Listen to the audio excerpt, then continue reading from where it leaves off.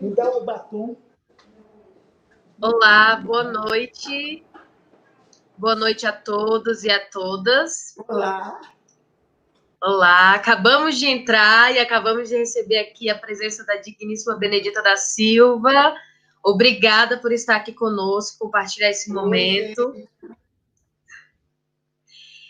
Eu vou só fazer uma pequena introdução.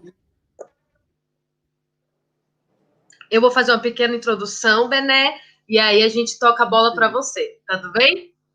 Tá bom. Então, gente, chegamos finalmente à nossa mesa de encerramento, né? Foi uma semana intensa, com diversos debates muito frutíferos. O SOS está muito feliz com a participação de tantas pessoas nesse debate, tanto do lado de lá, né, de vocês, e aqui todos os convidados e convidadas que recebemos. Bom, como vocês sabem, esse webinar faz parte da comemoração dos 30 anos do SOS Racismo, e essa mesa de encerramento tem a honra de receber duas convidadas para falar sobre o movimento negro brasileiro e suas articulações. Bom, eu vou apresentar a nossa primeira convidada, que é a Benedita da Silva. Benedita da Silva construiu sua vida política envolvida nas lutas em favor das comunidades empobrecidas do Rio de Janeiro, sua cidade natal. Moradora do Morro Chapéu Mangueira durante 57 anos, ela iniciou a sua trajetória na Associação de Favelas do Estado do Rio de Janeiro. Em 1979, Benedita filiou-se na criação do Partido dos Trabalhadores, o PT, organização que compõe até os dias atuais. Foi vereadora, deputada federal, única mulher a participar da mesa diretora da Constituinte de 1988, primeira senadora negra do Brasil, vice-governadora, governadora do estado do Rio de Janeiro, secretária estadual de Assistência Social e secretária estadual de Assistência Social e Direitos Humanos do estado do Rio de Janeiro também, e ministra de Desenvolvimento Social do primeiro governo Lula. Em 2002, quando Benedita governou o estado do Rio de Janeiro, numa decisão inédita, nomeou 20% de negros para o primeiro escalão de seu governo. Implementou também a lei de cotas étnico-raciais na Universidade Estadual do Rio de Janeiro, a UERJ. Atualmente, Benedita está deputada federal. Bom, há muitas palavras que a gente poderia falar sobre a Benedita, além da gente ter toda essa formalidade da biografia dela, mas a Benedita é praticamente uma entidade brasileira na luta pelos direitos humanos da população negra e na luta pela diversidade e pelos direitos de todos e todas. Bom, o que a gente quer aqui, deputada, é escutar você, aprender com você. Então, nessa primeira bola aqui, eu jogo para que você nos conte um pouco sobre como foi participar, né, porque você é partícipe da história do movimento negro, né, brasileiro. Então, a gente quer aprender, principalmente por estarmos aqui em Portugal, e saber como você enxerga as possíveis articulações globais que podem ser estabelecidas, né, o que a gente pode aprender a olhar para a sua trajetória. Bom, é com você.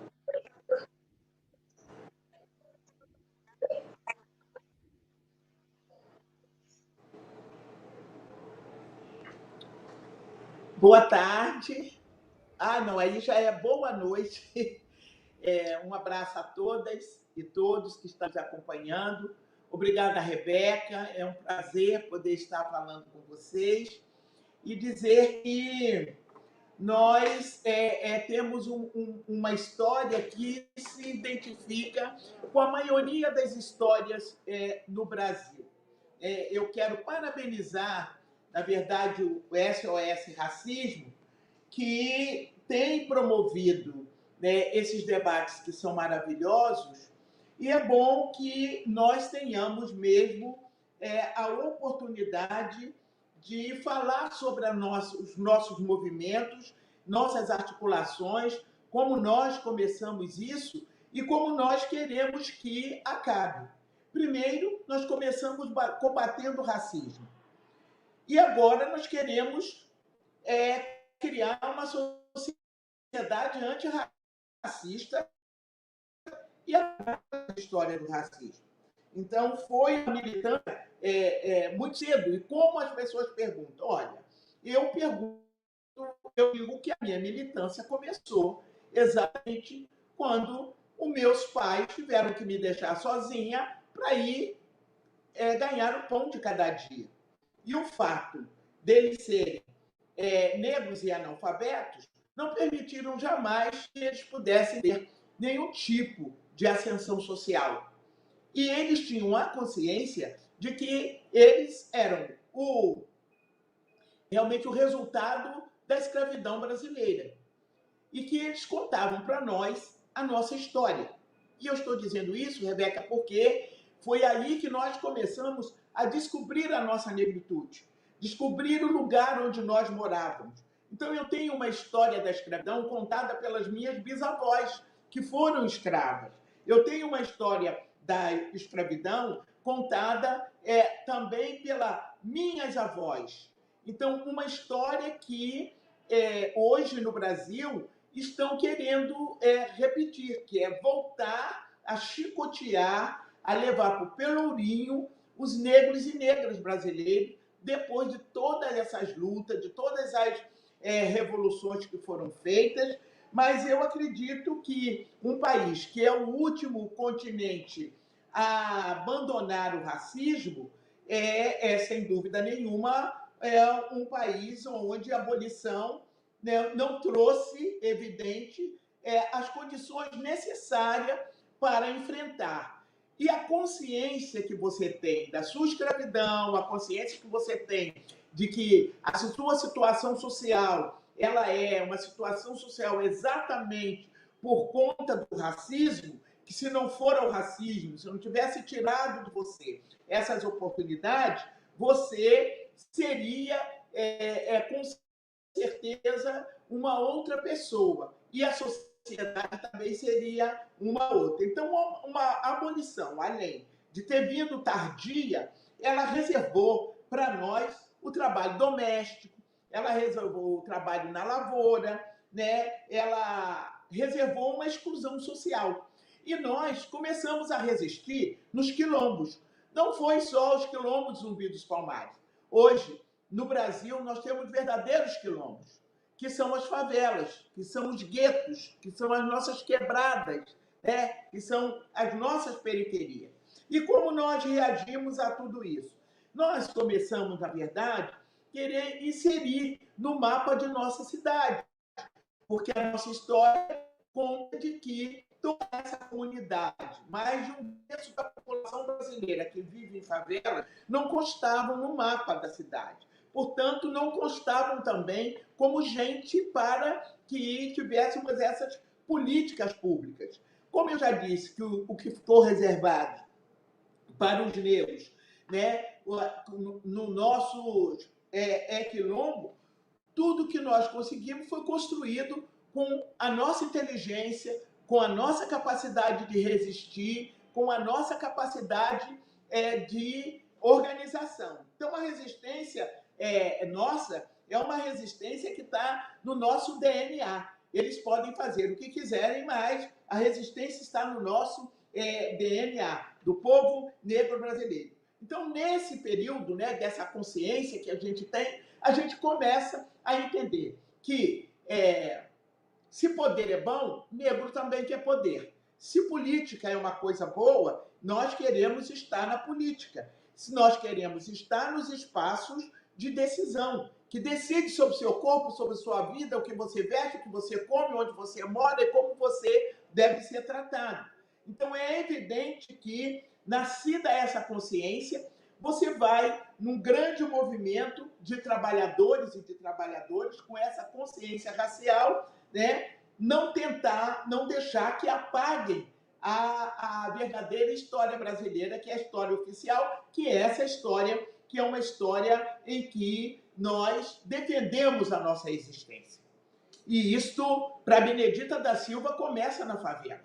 Defender a minha existência, defender essa herança que eu recebi. Eu não era letrada, mas eu tinha alguém que escreveu no seu próprio corpo, na sua própria memória, né, nas suas cicatrizes, das suas chicotadas, a história da escravidão para Benedita. E a Benedita disse o seguinte: não vou compactuar com isso, eu não concordo com isso e eu vou lutar. Vou lutar, não vou lutar sozinha, eu vou lutar com os demais. Então, o nosso movimento negro, né, é um movimento que, como eu sempre digo, não apenas Zumbi, mas nós tínhamos Dandaras. Então, esse movimento de mulheres negras fizeram-me com que fosse me fortalecendo e ter esse resgate que eu considero que é o resgate histórico, né? De Dandara, de Luísa Marim, de Teresa de Benguela, e de dizer assim: eu posso,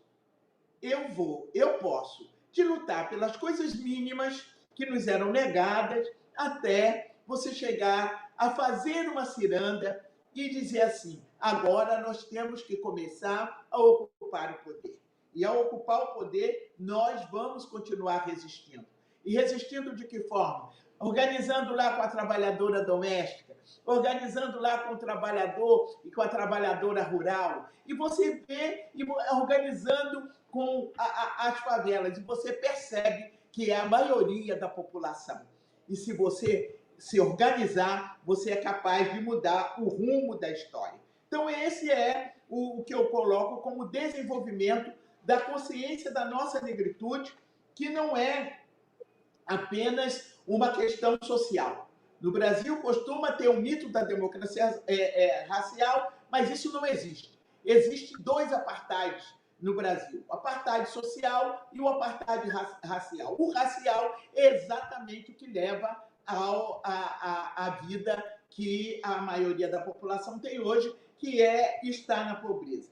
Então, nós sabemos que nem mesmo a ditadura conseguiu, no Brasil, impedir o movimento negro, impedir essa luta. Nós temos muitos outros que lutaram antes de nós, né? Nós temos Abdias, nós temos Lélia Gonzalez, e o Brasil tem muitos outros grandes nomes, alguns vivos, outros já não mais entre nós, mas que escreveram uma outra história, uma história de resistência, de organização, e fundando esse movimento que foi um dos grandes movimentos do Brasil, o Movimento Negro Unificado, né, que desse combate racial. Então, começou a valorizar essa nossa identidade étnica em qualquer classe que nós estivéssemos. Então, vale ressaltar que esse estímulo, né, contra o racismo no Brasil foi de 1974, vamos assim dizer, a 1975, aquela conquista já colocada pela independência nacional das colônias portuguesas, né? Aí vem a África, a Guiné-Bissau, Angola, Moçambique. Bom, o fim da longa ditadura de 21 anos no Brasil mostrou de que nós precisávamos ocupar os espaços. E dessa forma, nos organizamos em vários lugares onde nós estávamos e hoje não nos fazemos apenas representar. Nós estamos representando as nossas bandeiras, as nossas raças. Somos minoria ainda, precisamos de muito mais, né? De combate ainda a essa discriminação racial, né? E eu, como sendo a primeira mulher negra senadora do Brasil, entendo de que ainda precisamos de organizar, de fazer com que essa nossa organização, esse nosso movimento, seja um movimento de articulação forte, internacional, para que a gente possa dar continuidade. Mas, mesmo assim, sabendo que ainda estamos muito aquém, mas é um prazer poder entender que eu estou falando para um movimento do qual tem as suas raízes, né, na negritude, e estamos no encerramento de SOS Racismo em Portugal. Então, isso é muito importante, criar essa rede, ter esse fortalecimento, lutar para as mulheres na política, para negros e negras na política, e foi por isso que nós, enquanto parlamentares, no meu caso, é de buscar os espaços e garantir que negro tenha recurso, que negro tenha visibilidade, que ele possa estar nos partidos políticos também, não nas condições que eu chamo de coadjuvante, mas que ele possa estar realmente nas condições de que pode sair candidato, pode ser o presidente ou a presidenta do partido, pode fazer um movimento e pensar que é importante também mantermos o código do dominante. O código do dominante, que sempre foi colocado para nós, foi a chamada inteligência. Hoje, no Brasil, se coloca, né, a questão da meritocracia. Você pedir meritocracia a uma inteligência de um povo que foi escravizado e que a gente sabe tem uma defasagem enorme das oportunidades para o estudo e coisas mais. Então, nesse momento, a transformação é o princípio da igualdade e formal, e nós tivemos uma Constituição brasileira que nos garantiu, tivemos um golpe no Brasil que retirou, e o Brasil, ladeira abaixo, está tirando aquelas conquistas que nós, negros e negras, tivemos, né, desses espaços, mas nós estamos reagindo. Nós tivemos um número considerável, nem todos foram eleitos e eleitas, mas tivemos um número considerável nessas eleições. Não é também só nas eleições, mas é também as eleições, é também nas universidades, é também na direção de um banco, é também na direção de uma empresa, é também no movimento nas ruas, é também contra essa política genocida do Brasil, matando a nossa juventude negra, é contra isso, é contra uma série de situações das quais nós estamos convivendo no Brasil e que nós queremos, enquanto negros e negras, transformar. Eu acho que fico aqui para dizer que o racismo vai existir no Brasil enquanto não se investir no negro. Eu acho que temos hoje que lutar por duas coisas. Uma política antirracista, porque vidas negras importam, e a inclusão da população negra em todas as instâncias do país. Muito obrigada. Nossa, que fala, né, Benedita? É sempre uma honra poder escutá-la, é sempre uma aula e a gente sempre sai reenergizada para enfrentar muito essa luta. Antes de apresentar a nossa outra convidada que acabou de entrar, eu só queria fazer alguns paralelos, porque, bom, a nossa audiência também é majoritariamente portuguesa, e, bom, a Benedita, ela deu uma aula muito importante. Nossa, ela falou assim, é a incrível capacidade que a senhora tem de abraçar toda a conjuntura sócio-histórica brasileira, né, falando sobre o nosso movimento negro. Então, para a galera de Portugal que está assistindo, entender que a Benedita foi traçando para a gente, deu realmente uma aula de história, explicando a importância da gente. Eu gostei muito desses pontos que a senhora tocou, da importância da gente ocupar esses espaços de poder, para que a gente consiga reivindicar nossos direitos. E eu acho muito importante ter esses diálogos e essas pontes entre Brasil e Portugal, até mesmo porque a nossa história, justamente a nossa história negra, está muito conectada pelo nosso passado colonial, né? Pelas sequelas do colonialismo ainda vigente. Então, eu acho que a comunidade portuguesa tem muito a aprender vendo como nós resistimos historicamente, desde os domínios coloniais e até os dias atuais. E o quanto, inclusive, afro-lusitanos, porque, né, não somos somente imigrantes aqui, e mais também os imigrantes negros que cá estão, têm a aprender com o Brasil, com todas as nossas trajetórias de orgulho negro, de formas de resistência, como bem a senhora citou, que são múltiplas, né? É um universo pluriversal de formas de resistência. Existem muitas, muitas e muitas formas, como as favelas, que a senhora citou, que são os quilombos urbanos, como também alcançar essas esferas de poder como a senhora alcançou e nos inspira. E eu gosto muito dessa mesa porque aqui a gente consegue reunir 3 gerações, né? A senhora que trilhou essas pedras para a gente e fez, por exemplo, com que a gente tivesse mulheres como a Ana Flávia Magalhães Pinto sendo a primeira professora negra do Departamento de História da Universidade de Brasília, UNB. E, por exemplo, eu aqui, mediando uma mesa entre as mais velhas, podendo aprender.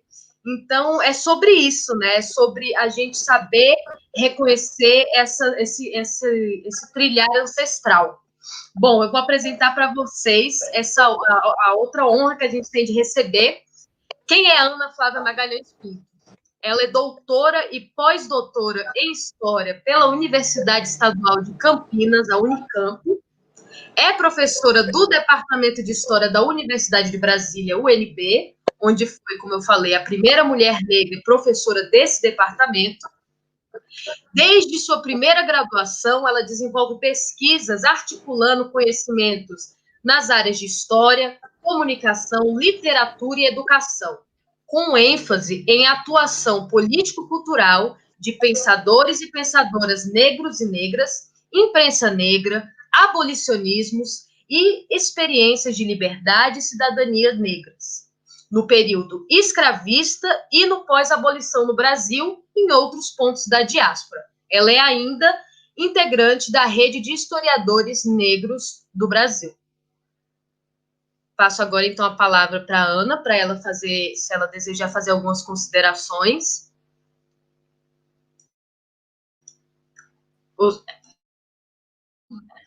Opa, acho que foi agora. Boa noite a vocês. Aqui a gente ainda está no finzinho da tarde.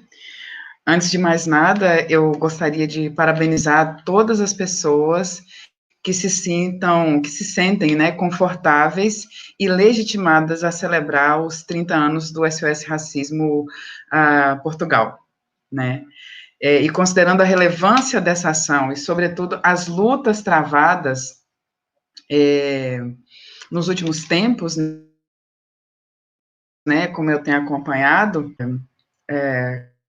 considerando a atuação de vocês, eu agradeço verdadeiramente o convite para esta conversa hoje, para compor essa programação, que é um símbolo dessa luta, dessa resistência que é tão cara, né, nos dias atuais, em especial pela oportunidade que muito me honra de compartilhar esse momento com a deputada Benedita da Silva e a historiadora, socióloga e militante Rebeca Gomes de Freitas, né?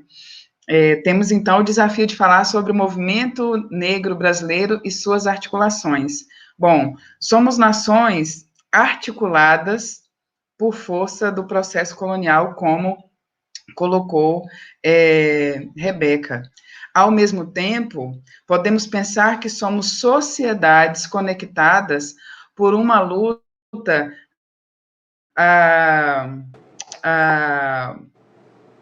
comprometida com a superação das sequelas do colonialismo, né, com as sequelas do racismo, que tem interditado, ainda na atualidade, também o respeito à humanidade. Justamente considerando as lutas e não as violências como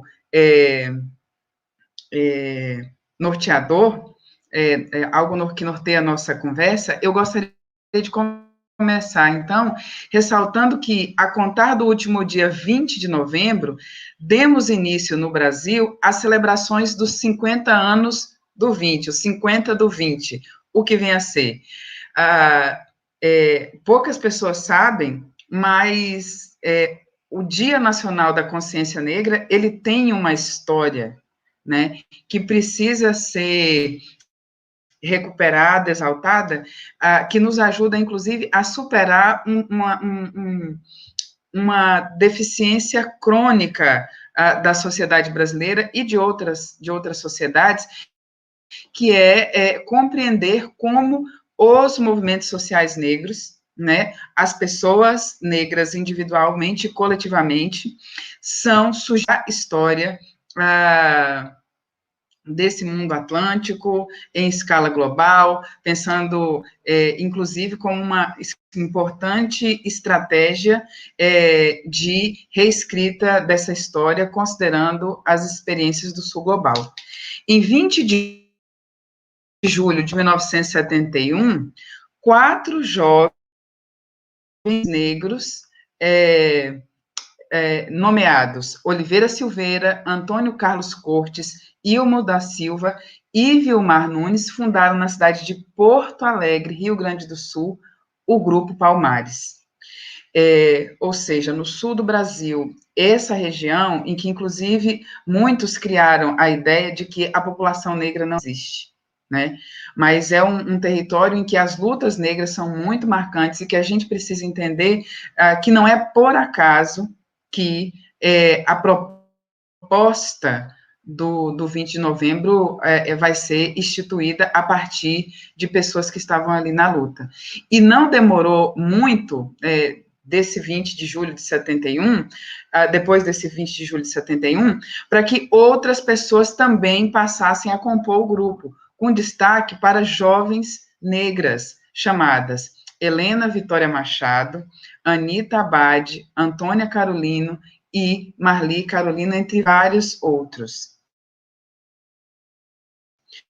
Naquele ano mesmo, nos meses de outubro e novembro, a fim de fazer frente à narrativa oficial, fim da escravidão como uma dádiva da princesa Isabel, e não como uma conquista alcançada por meio de diferentes práticas de luta protagonizadas por gente negra escravizada, liberta e livre, o grupo, então, esse grupo desenvolveu atividades valorizando as figuras dos abolicionistas negros, Luiz Gama e José do Patrocínio,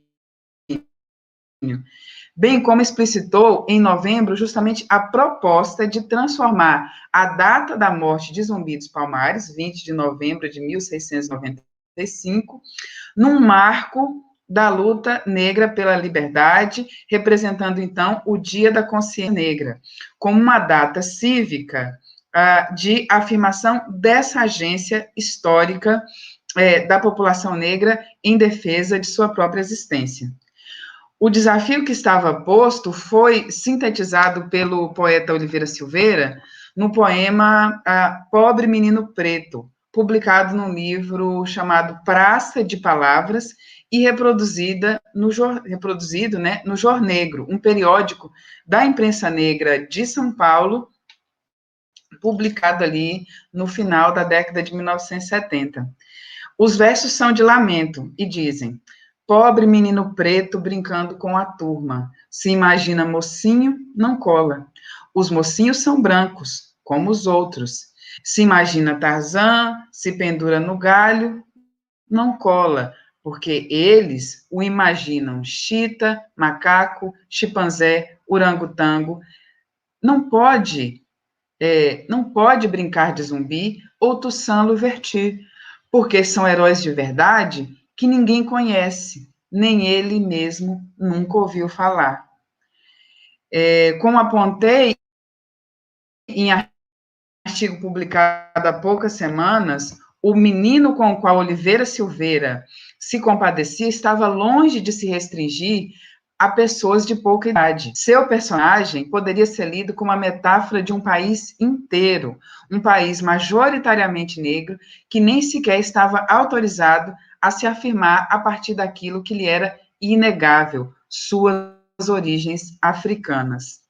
Ancoradas no mito da democracia racial, as múltiplas histórias dos antepassados desse pobre menino preto estavam afundadas basicamente em cenas de escravidão, presentes em narrativas nas quais crianças, jovens e adultos negros eram representados como parcialmente humanos. Em outras palavras, figuravam como mercadorias semoventes que, em sua passividade e apatia, só poderiam contar com a benevolência de uma princesa regente para acessar uma liberdade de contornos incertos. Apesar de todo esse grande desafio que feria Oliveira Silveira e outras integrantes do Grupo Palmares, O fato é que, nos anos seguintes, a aposta no 20 de novembro como chave para o enfrentamento às injustiças que estruturavam e estruturam o país, foi se espalhando pelas 5 regiões, até que, a partir ali de 1978, com a fundação do MNU em São Paulo, a defesa do 20 de novembro passa a ser essa defesa do 20 de novembro como Dia Nacional da Consciência Negra, passa a ser uma agenda da luta dos movimentos negros no Brasil, alcançando corações e mentes em todo o território e até mesmo atravessando as fronteiras nacionais. Vocês estão me ouvindo bem? Está tendo alguma falha de conexão? Como é que está? Aqui eu escuto ótimo. Ok, perfeito. Continuando, entre as reverberações... Eu também estou escutando bem. Obrigada, Benedita. Entre essas reverberações dessas apostas, eu acho fundamental que a gente fale que a história do movimento negro, ela se constrói a partir de muito enfrentamento, tensionamento e afirmação de uma altivez que vai na contramão daquilo que normalmente a gente aciona por força do racismo brasileiro para descrever o que é a experiência negra no Brasil. E aí, a gente não pode esquecer, por exemplo, da experiência que foi os encontros de preparação para a Constituinte nos estados, a Convenção Nacional do Negro pela Constituinte em 1986, e, inclusive, o diálogo estabelecido com deputados e deputada constituinte, como Benedita da Silva, que, naquele contexto ali, tensionaram já o Estado brasileiro a enxergar as pessoas negras em dimensão individual e coletivas como sujeitos políticos desse país. Outro momento importantíssimo dessa história do movimento negro brasileiro e seus embates tem a ver com o centenário da abolição em 1988, em que debates públicos, os tensionamentos com as tentativas de reedição do mito da democracia racial por meio de interpretações que fragilizavam esse protagonismo, essa centralidade da vida negra na história do país, isso tudo vai impactar uma historiografia e vai, inclusive, potencializar as ações internas das organizações negras e também as ações de rua promovidas por elas. É nesse contexto que a gente começa a assistir a realização de marchas locais, como a marcha da falsa abolição, né, em que, a despeito de toda uma promessa da redemocratização do país, ativistas do Rio de Janeiro foram interditados de seguir o trajeto que tinham escolhido em maio de 1988, e gritaram em alto e bom som: nós vamos marchar até onde o racismo deixar, promovendo um constrangimento público que, inclusive, contou com a participação de importantes ativistas como Lélia Gonzalez, Abdias Nascimento, a própria Benedita da Silva. Tudo isso vocês podem, inclusive, encontrar registros em audiovisual num canal do YouTube chamado Acervo Cultne, né? CULTNE, que é coordenado por um ativista muito valoroso chamado Asfilófio Filho, mais conhecido como Dom Filó. Outra ação muito importante nesse contexto são as marchas Zumbi, em 1995, as marchas Zumbi mais 10, em 2005, né?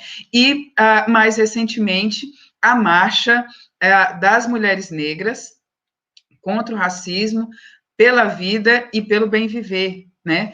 Que inclusive mostram essas atualizações, essas reconfigurações que garantem a percepção da historicidade do movimento negro, em que as próprias organizações do movimento negro têm se ampliado, os sujeitos e as sujeitas têm se renovado, as estratégias sido amadurecidas, e tudo isso foi feito também com a garantia de um avanço de agendas que foram estabelecidas ali no final da década de 70 e que foram duramente batalhadas perante a sociedade brasileira.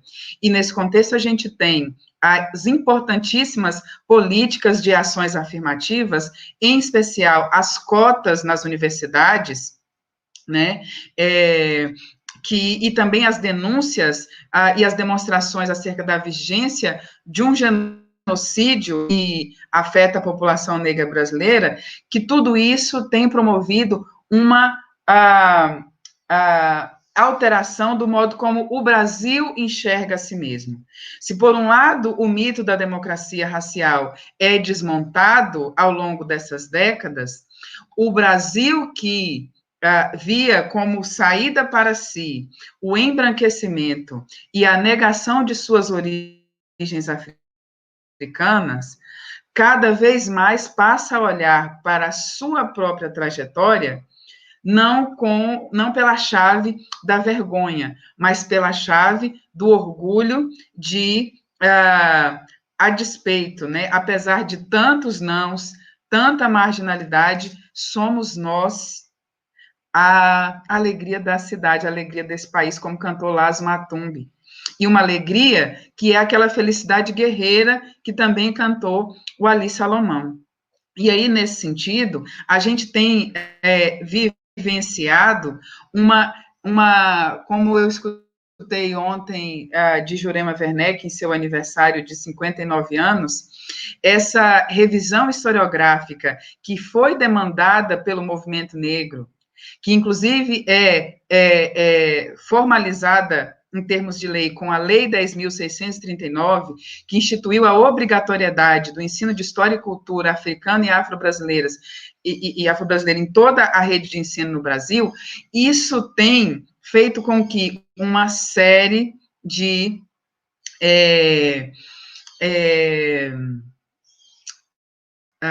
reorganizações a respeito de como o Brasil lida consigo mesmo e lida com esse mundo negro formado pela diáspora, tudo isso tem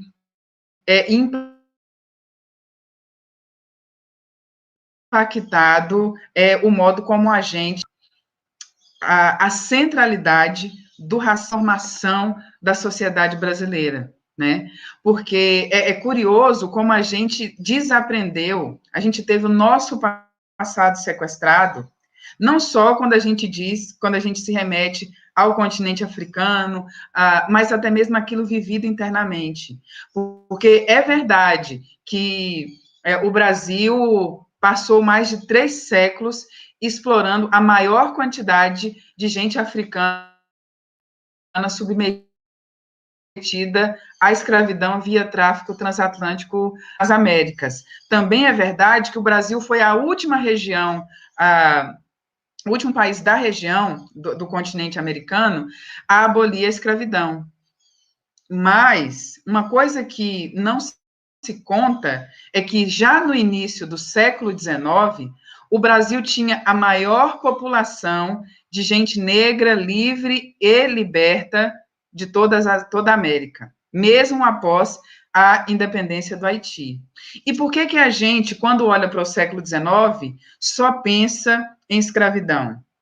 Porque houve uma precarização da liberdade em que, a despeito de, por exemplo, em 1872, para cada 10 pessoas pretas e pardas registradas no censo, 6 já eram livres ou libertas.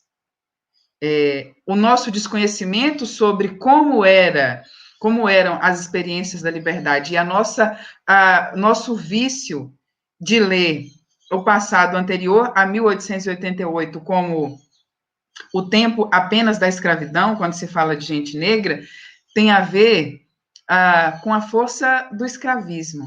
Mas, sobretudo, gente, tem a ver com a força do racismo. Mesmo quando esta palavra, racismo, não era empregada dessa maneira, e sim por meio de expressões como preconceito de cor, ódio de raça. O fato é que, hoje, a despeito de todos os projetos de extermínio, o Brasil é a maior nação, é a nação com a maior população negra fora do continente africano. E, curiosamente, o Brasil ainda hoje não consegue explicar como a maioria do seu povo é sujeito da história desse país. As pessoas não conseguem entender que muito das lutas, por exemplo, por saúde pública, tem a ver com gente negra. Das lutas por educação pública, gratuita e de qualidade, tem a ver com as lutas da gente negra.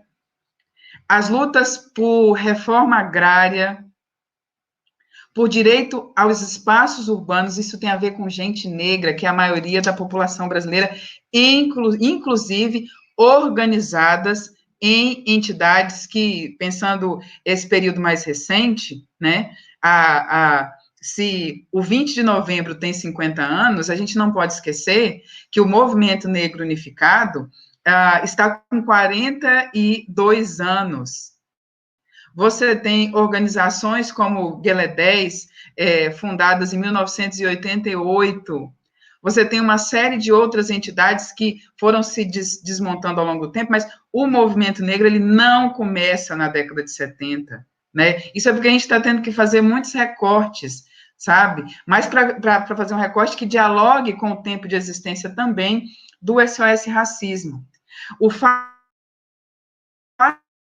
é que essa incapacidade de perceber que gente negra no Brasil é sujeito da história faça com que o país não entenda que as lutas travadas em escala global por justiça e democracia, elas em muito deveram as conexões vivenciadas entre a gente negra desse mundo atlântico, pelo menos, e que se mantêm conectadas não apenas pelas mazelas, mas, sobretudo, por uma afirmação ininterrupta da própria humanidade e das suas capacidades de diálogo. E aí é muito importante que a gente entenda que há uma diversidade de possibilidades de atuação de enfrentamento ao racismo. Mas a gente nunca pode perder de vista que o desmonte do mito da democracia racial não foi fruto da boa vontade de empresários, de pessoas que se mantêm hegemônicas na gestão do Estado brasileiro, e sim foi feita por pessoas em caráter individual e coletivo que desafiaram toda sorte de desqualificação da sua ação política, da sua ação cívica, da sua ação cidadã, da sua ação humana.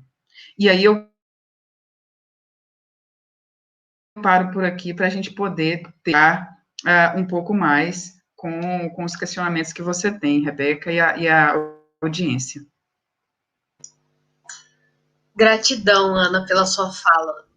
Mais outra pessoa que a gente aula atrás de aula, e assim, eu fico muito feliz da gente estar podendo realizar esse webinar e ter essa mesa de encerramento, porque isso abre uma porta de diálogo que, bom, eu, quando cheguei aqui, muito senti essa ausência, né, da gente poder dialogar de uma maneira muito objetiva sobre como enfrentar o racismo, como combater as estruturas, né, do racismo. E, bom, eu acho que Portugal tem muito a aprender com o Brasil, né? E por isso que eu fui uma das que mais, enfim, pedi muito para que essa mesa ocorresse, né? Porque, antes de tudo, como você iniciou a fala, isso tudo só ocorre pelo passado colonial, e isso deve ser dito. Eu percebo que isso ainda é pouco comentado aqui. Infelizmente, a visão que a gente tem do passado aqui, como isso é passado para as crianças, é uma visão enviesada que não permite que abrace a diversidade que próprio Portugal já é, né?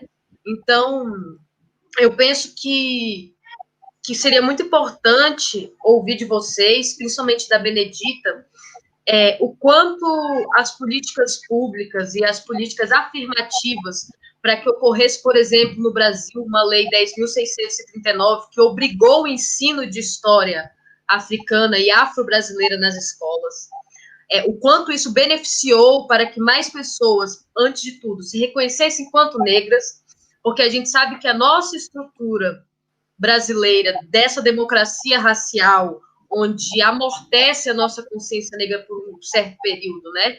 Vem fruto da gente desconhecer a nossa história, e isso também tem uma profunda ligação com a forma com que a Península Ibérica é constituída, né? Dentro dessa hierarquia racial. A Lélia Gonzalez bem fala isso, né? Então, eu acho que é algo que Portugal também tem que refletir, né?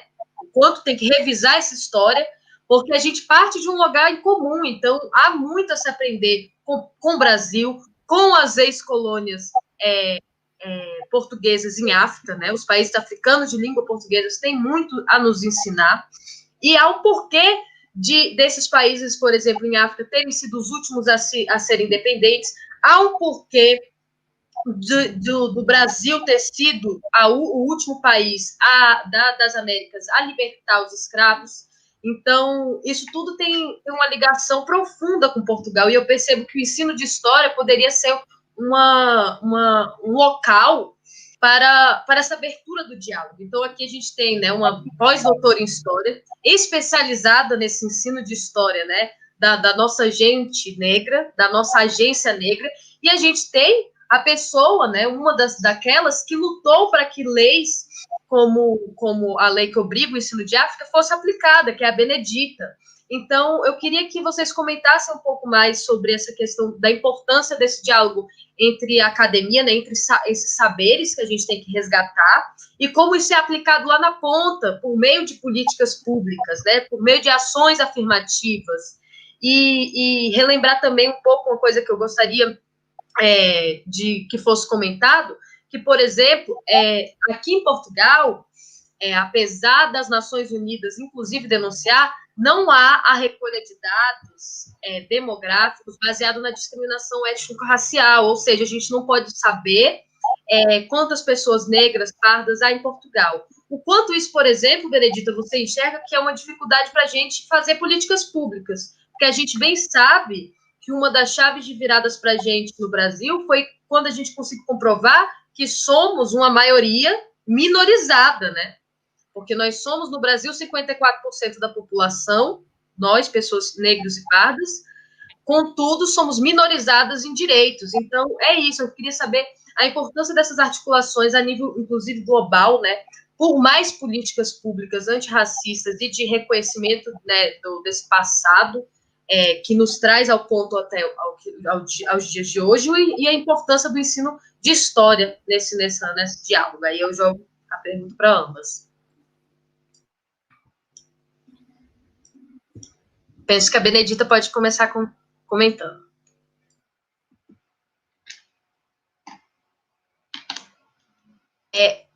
Benedita, deputada, o microfone está desligado. Agora sim. Está me ouvindo?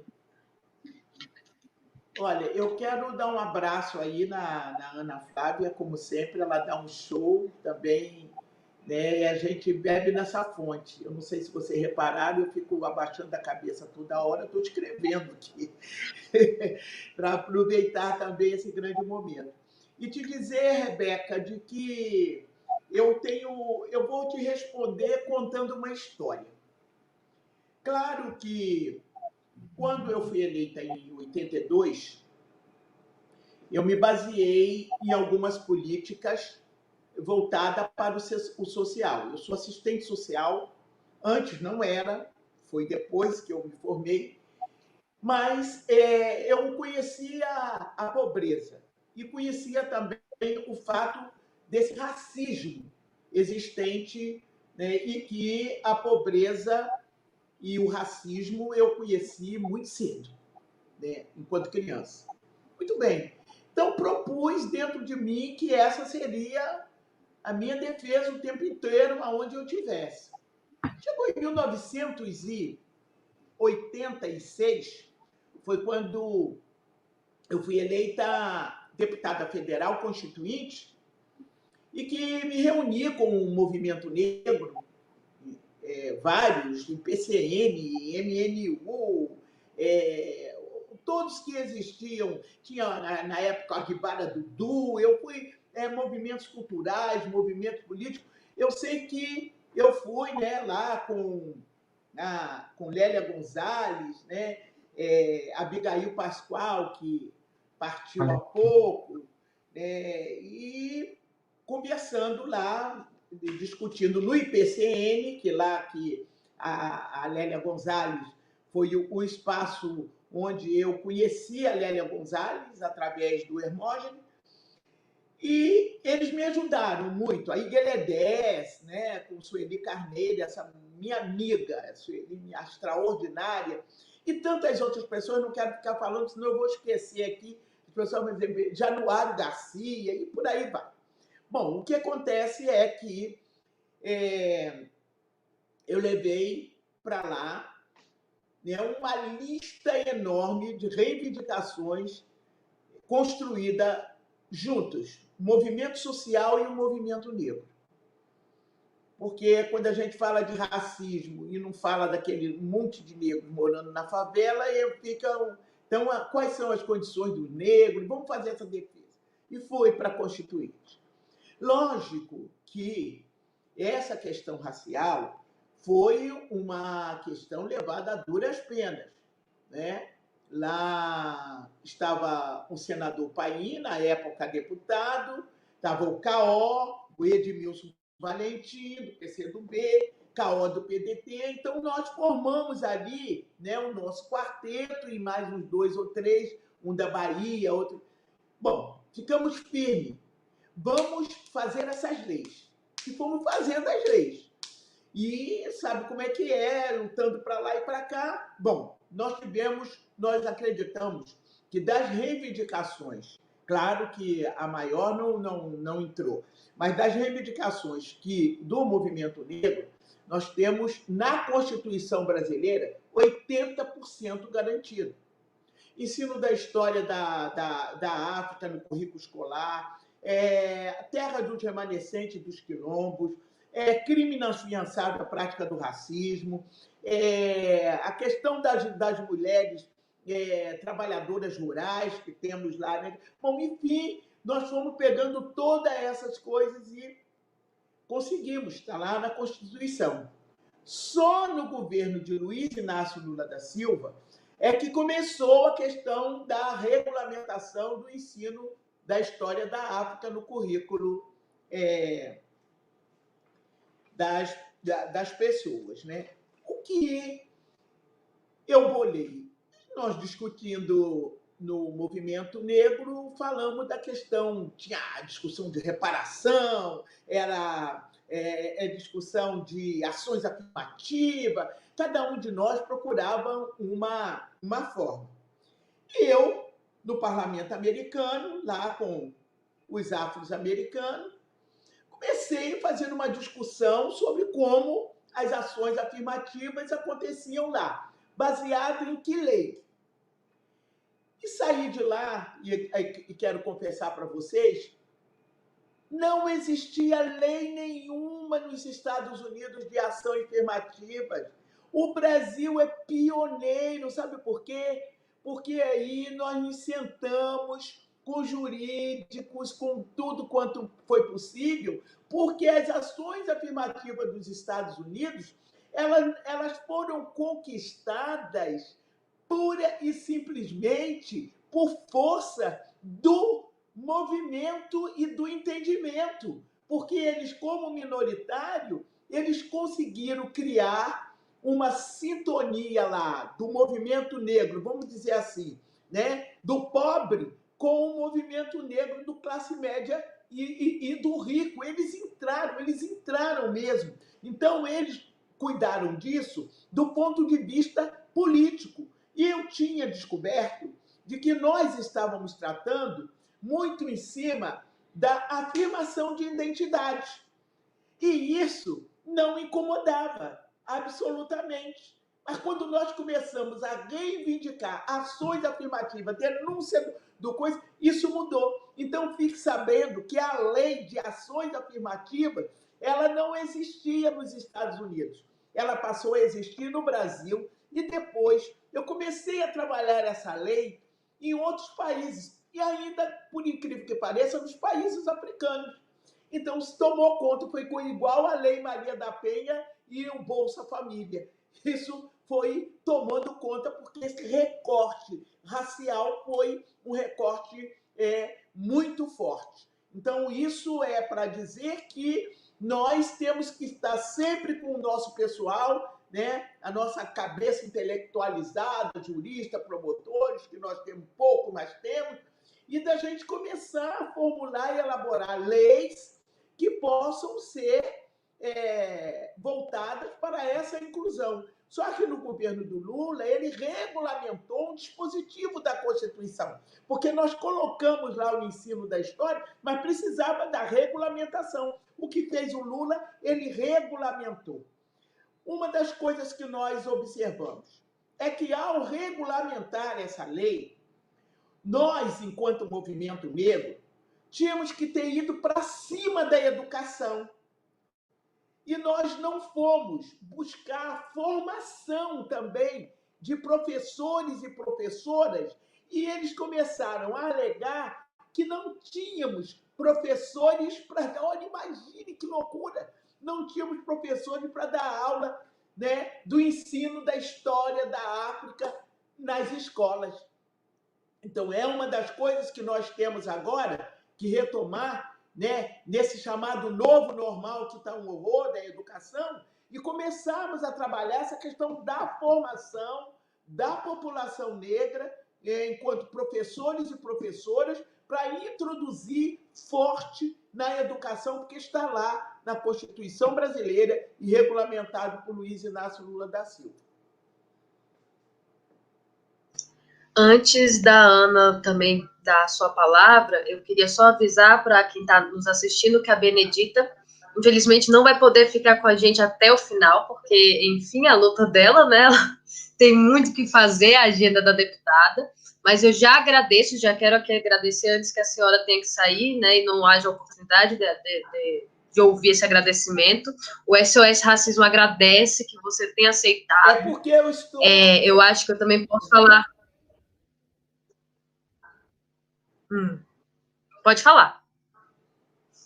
Rebeca, que eu estou em sessão da Câmara e nós estamos votando o Fundeb e estamos tendo votação uma em cima da outra e temos que participar do debate. Eu sinto muito, eu queria ouvir mais a Ana Flávia, né? Queria falar mais com vocês, mas não vai faltar a oportunidade. É que a gente está num processo na Câmara dos Deputados, que as nossas sessões estão terminando meia-noite, 1h da manhã, e a gente começa às 8 da manhã. Então, nós estamos em sessão desde manhã e eu preciso agora ir para o processo de votação do Fundeb. A Ana Flávia sabe como é importante esse Fundeb aqui agora para a educação, e eles introduziram uma emenda para que os recursos do Fundeb, né, quer dizer, do Fundo Nacional de Educação, ele pudesse ir também para escolas privadas. E nós queremos esse fundo, é um fundo nacional, né, Fundo nacional, é público, é o dinheiro público que nós não queremos que vá para nenhuma iniciativa privada. As iniciativas privadas, elas já têm outras formas. Até mesmo as instituições filantrópicas, elas já têm outra forma. E é na escola pública que está lá a nossa negrada. E como vão tirar recursos dessa nossa escola para a formação dos nossos alunos? Então, o que nós estamos votando hoje já é uma luta que nós terminamos 2 horas da madrugada na última vez, foi para o Senado retirou tudo aquilo que a gente perdeu e agora eles estão querendo repor nessa sessão que está acontecendo nesse momento. Tá? Por isso que eu peço a vocês 1000 desculpas, mas 1000 mesmo. Me perdoa, Rebeca, mas chame-me outra vez para uma outra coisa, a hora que você quiser, tá bom? Olha, um Feliz Natal, boas entradas de ano, para você também, Flávia. E eu morri de inveja, viu? De Jurema Werneck ter feito aniversário, não me convidou. Mas eu vou mandar um abração para ela. Beijo grande. Tchau. Gratidão, Bené. Até a próxima. Então, bom, Ana, agora a bola fica toda para você comentar, inclusive o tema que a Bené estava falando para a gente. Bom, nós, historiadores, bem sabemos a história viva do movimento negro, é um momento até que a gente se emociona, né, poder, escutar a Benedita ao vivo e aprender com a trajetória dela que, enfim, conquistou tanto para o nosso povo. Mas eu jogo então para você, né? A sua hora. A gente precisa... Eu terminei a minha fala chamando a atenção para a nossa dificuldade de enxergar a agência histórica, né, a agência transformadora, democratizante da população negra no Brasil, né? Para que a gente perceba isso, a gente tem que acompanhar alguns processos, né? Eu falei da importância da gente entender que chegamos em 2001 aos 50 anos do 20 de novembro, né, como Dia Nacional da Consciência Negra, e a gente está às vésperas de chegar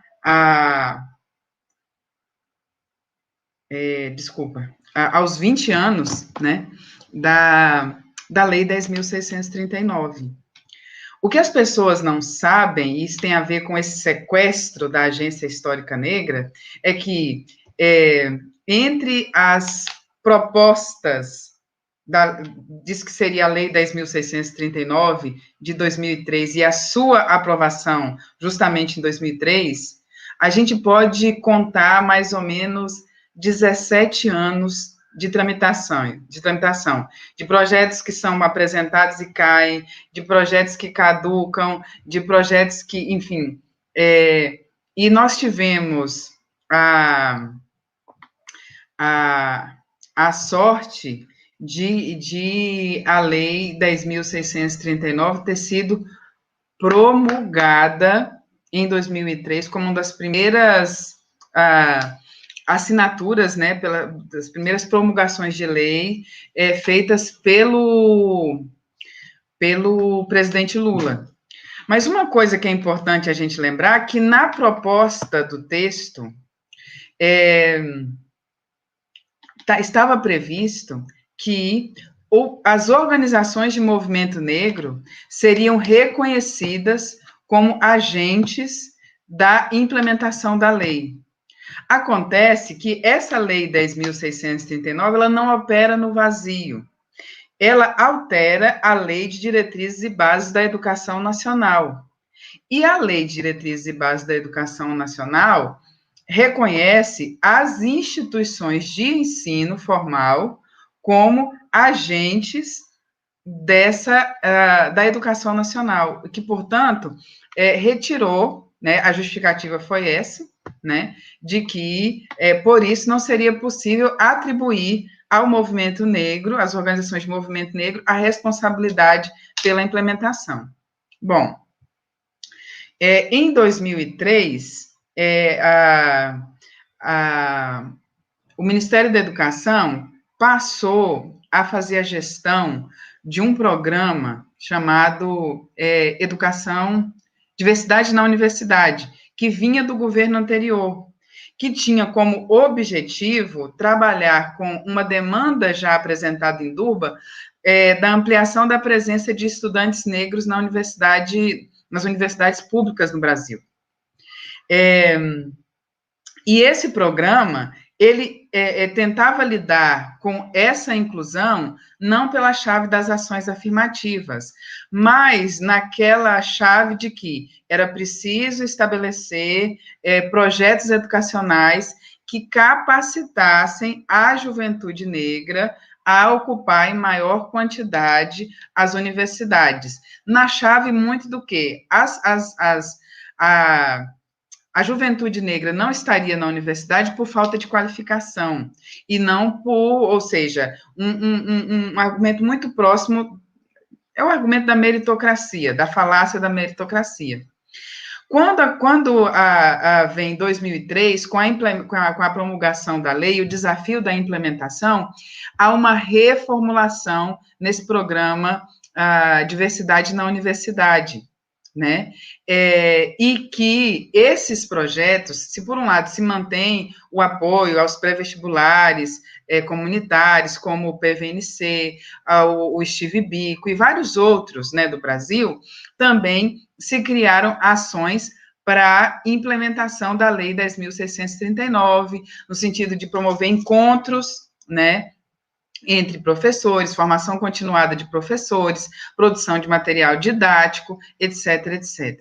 Tudo porque havia ali um argumento de que não se sabia como implementar a lei.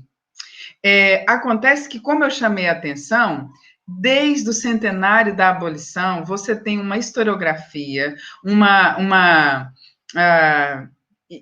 intelectuais ativistas negras e negros na área da educação, das ciências sociais, na história até menos, sabe? Mas também na história, né? Na filosofia e em vários outros campos da ciência que tem produzido numa chave antirracista que tem se acelerado muito.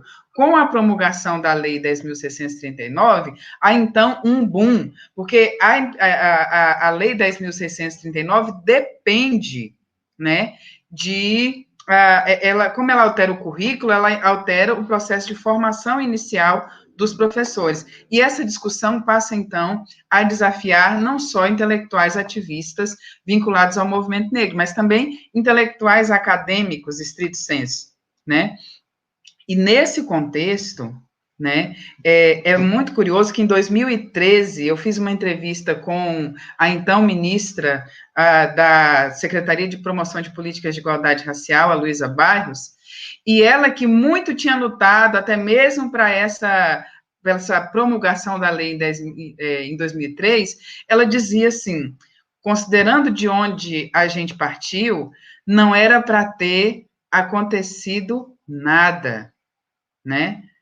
E aí, eu achei estranho, né? Porque estava todo mundo insatisfeito com esse discurso de que a lei não vingou, é muito frágil, as secretarias não acontecem, só que tem um movimento que, a despeito de, como eu disse no início, a despeito do movimento negro não ser reconhecido como sujeito histórico, a Nilma Lino Gomes já chamou atenção para essa função do movimento negro educador, num livro que ela publicou em 2018, salvo engano.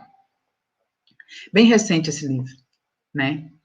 E, ao longo desse tempo, apesar de as secretarias estaduais e municipais, e até mesmo o MEC, ter fragilizado muito as ações para a implementação em nível de política pública, né, nós temos assistido uma alteração muito marcante do modo como a juventude lida com a história negra, né? Ainda que a gente ainda tenha uma série de deficiências, né, nesse sentido, de lacunas, de limitações, a gente olha no cotidiano escolar, a própria expressão estética dos estudantes, das estudantes, aponta que essa visão a respeito da pessoa negra, ela tem se alterado. Quando você percebe o que tem sido estampado nas camisetas desses jovens, dessas jovens, a gente vê cada vez mais figuras como Lélia Gonzalez, Luiz Gama, Machado de Assis, Zumbi, representações até mesmo de Dandara. A gente tem uma série de representações que já não vestem apenas pessoas vinculadas ao movimento negro, às organizações de movimento negro, mas que foram afetadas por tudo isso, que esse sujeito invisível, que as pessoas não conseguem dizer o nome e o sobrenome de quem se dedicou intensamente a tudo isso, né? Mas essas pessoas têm mudado a história do Brasil.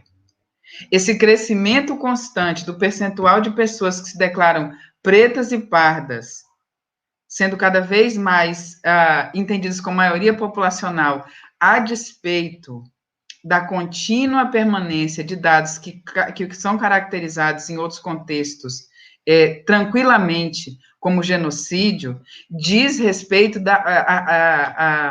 a essa força, né, política de um sujeito que o Brasil ainda está aprendendo a lidar.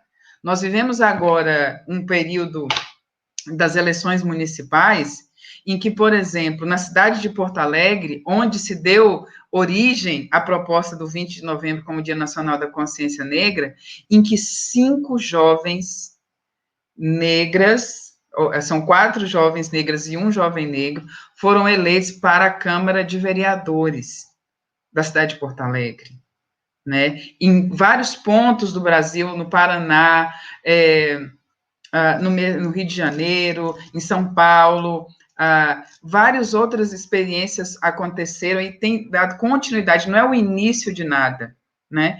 E isso não pode ser lido como isso tem a ver, por exemplo, como se fosse porque as empresas colocaram pessoas negras no comercial e por isso a responsabilidade dessa ação é de um mercado que tem abertura. Esse mercado ele só se abre por força de uma pressão constante, de uma pressão contínua desses sujeitos históricos, que nesse contexto agora em que a máxima do Black Lives Matter está aí ressonando em escala global e constrangendo até mesmo o racismo brasileiro, né? Há uma tentativa de, agora todo mundo quer ser mãe e pai da luta antirracista.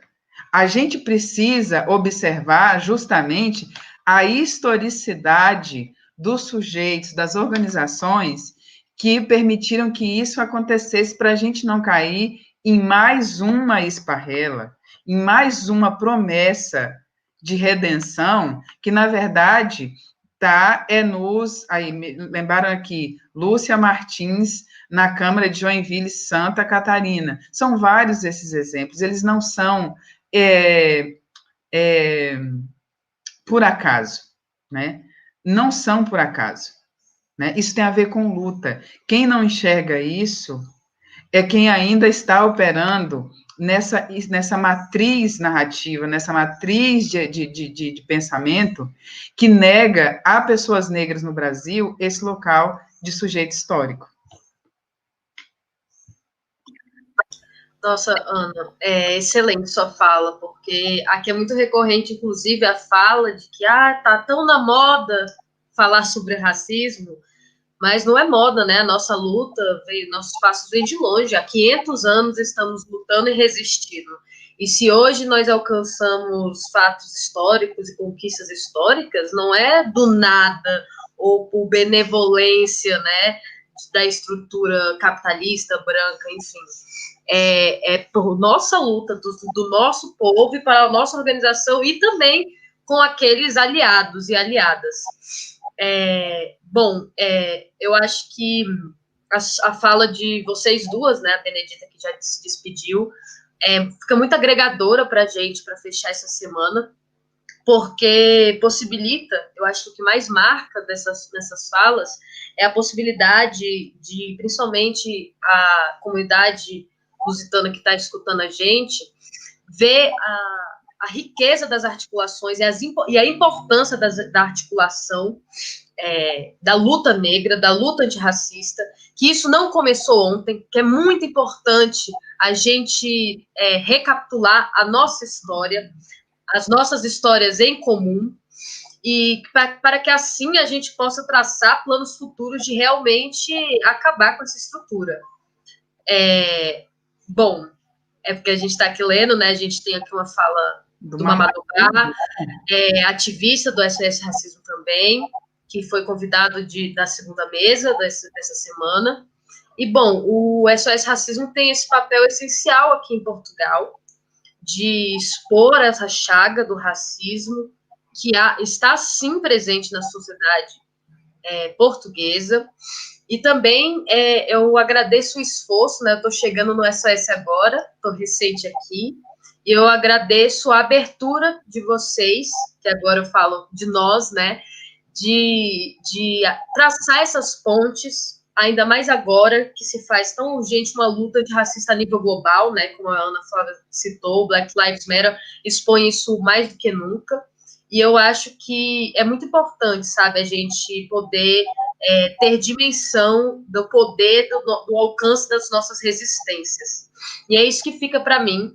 E aí o meu desejo, assim, para terminar essa mesa, é que fique essa mensagem da importância da gente aprender as nossas histórias, de Portugal se localizar nessa história, para que a gente possa sonhar com uma sociedade antirracista.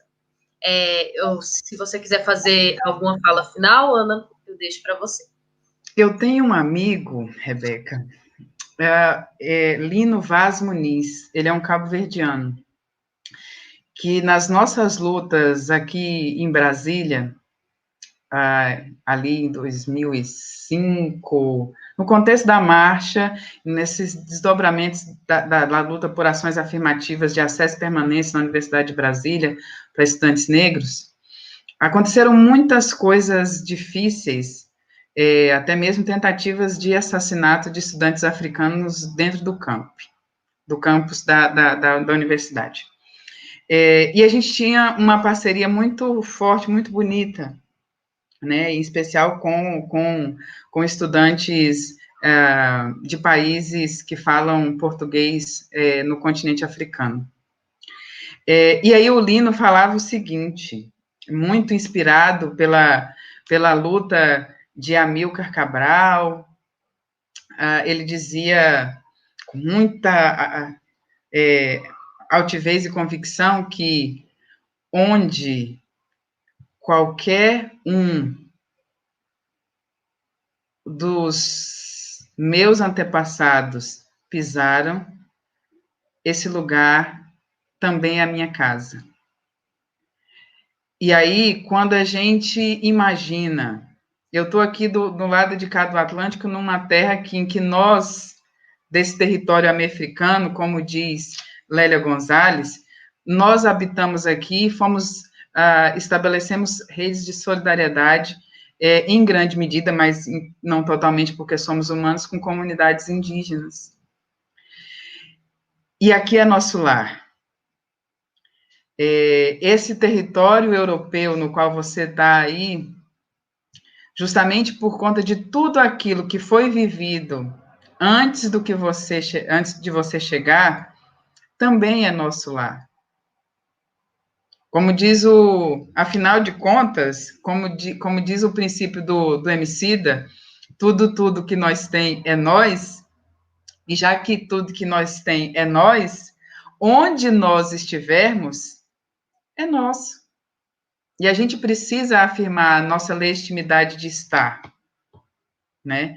E é por isso que eu fico muito honrada ainda que eu não conheça ainda, pessoalmente, Mamadubá, eu já tive a alegria de, ainda que com todas aquelas dificuldades, né, acompanhar em vários momentos, até mesmo no esforço da Silvania Euclênio, em recebê-lo no dia do aniversário, né, no canal Pensar Africanamente, que, inclusive, quem está interessado em estreitar essas conexões, assista, né, acompanhe a programação do canal Pensar Africanamente, assim como o trabalho que nós temos feito na rede de historiadoras negras e historiadores negros, porque aquilo são espaços em que nós não nos pensamos estritamente na chave das fronteiras nacionais, né? Nós nos pensamos realmente na chave desse mundo negro que faz com que sejamos parentes e parentas onde quer que nós estejamos. Então, eu agradeço muito por estar aqui, ainda que virtualmente. Um dia eu ainda vou atravessar o Atlântico. Ah, com certeza. Ainda que a prioridade não seja subir aí para o hemisfério norte. Eu queria mais aqui, mas não que eu não queira conhecer, estar em solo português, mas é aquela coisa, em nível de prioridades, a gente começa aqui abaixo da linha do Equador e depois a gente continua o fluxo da diáspora. É sobre isso. Nossa, Ana, eu sempre me emociono, né, por te escutar. Você realmente fortalece. Eu agradeço a oportunidade de poder compartilhar essa existência com você. Você não sabe o papel que você tem na minha vida, Ana Flávia. Muito obrigada por você existir. Gente, é sobre isso. São as águas. Gente, eu só me lembro de Catiusca, porque a Catiusca sempre chora nas lives dela e se emociona. Mas a Ana Flávia foi minha professora na Universidade de Brasília, a primeira professora negra que eu tive dentro da universidade, e ela tem um papel essencial para que eu continue nessa luta. Agradeço por tudo, imensamente, Ana. Sua frase chegou intensamente em mim, enquanto uma mulher negra imigrante nesse local. E, bom, a gente fecha essa live de maneira potente, né? Lavando pelas águas, né? Porque tudo veio delas, é pelas águas. E gratidão a todos que nos acompanharam. Todos os nossos encontros ficaram aqui guardados no Facebook e no YouTube, para que vocês possam compartilhar essa mensagem, principalmente em Portugal. Eu acho que é muito importante que chegue a mais ouvidos, e inclusive aqueles ouvidos ainda não preparados para ouvir nossa mensagem, mas que um dia estarão. E, bom, um abraço para você aí, Ana Flávia. Fica aberto também o convite para várias outras oportunidades que eu sei que teremos. Agradeço a todos que assistiram e acompanharam. E boa noite e boa tarde para vocês do Brasil. Tchauzinho.